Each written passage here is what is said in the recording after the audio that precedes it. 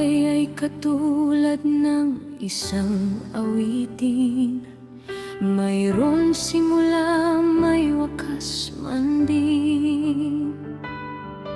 Sa bawat istansa may hatid na daing.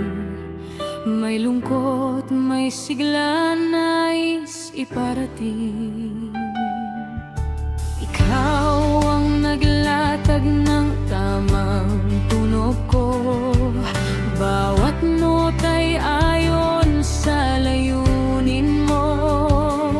Sa malungkot o masiglamang tono, ikaw ang